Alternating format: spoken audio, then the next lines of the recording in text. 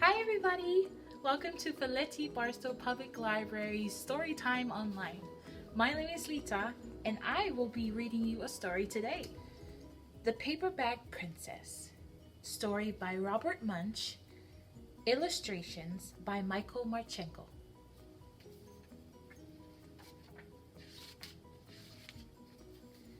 Elizabeth was a beautiful princess. She lived in a castle and had expensive princess clothes. She was going to marry a prince named Ronald. Unfortunately, a dragon smashed her castle, burned all her clothes with his fiery breath, and carried off Prince Ronald. Elizabeth decided to chase the dragon and get Ronald back. She looked everywhere for something to wear, but the only thing she could find that was not burned was a paper bag. So she put on the paper bag and followed the dragon. He was easy to follow because he left a trail of burnt forest and horses' bones. Finally, Elizabeth came to a cave with a large door that had a huge knocker on it. She took hold of the knocker and banged on the door. The dragon stuck his nose out of the door and said, "Well, a princess? I love to eat princesses, but I have already eaten a whole castle today. I am a very busy dragon. Come back tomorrow." Elizabeth grabbed the knocker and banged on the door again. The dragon stuck his nose out of the door and said, "Go away. I love to eat princesses, but I have already eaten a whole castle today. I am a very busy dragon. Come back tomorrow." "Wait!" shouted Elizabeth. "Is it true that you are the smartest, fiercest dragon in the whole world?" "Yes," said the dragon. "Is it true," said Elizabeth, "that you can burn up 10 forests with your fiery breath?" "Oh, yes," said the dragon, and he took a huge deep breath and breathed out so much fire that he burnt up 50 forests.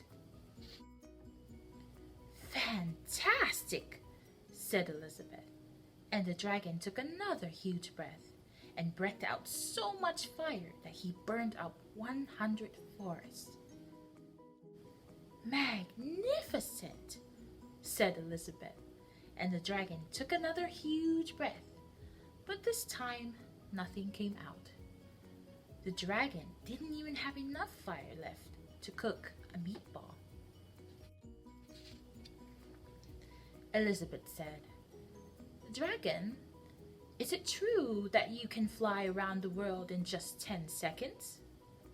"Why, yes," said the dragon, and jumped up and flew all the way around the world in just 10 seconds. He was very tired when he got back, but Elizabeth shouted, "Fantastic! Do it again!" So the dragon jumped up and flew around the world in just 20 seconds. And when he got back, he was so tired he couldn't talk, and he lay down and went straight to sleep. Elizabeth whispered very softly, "Hey, dragon!" The dragon didn't even move at all.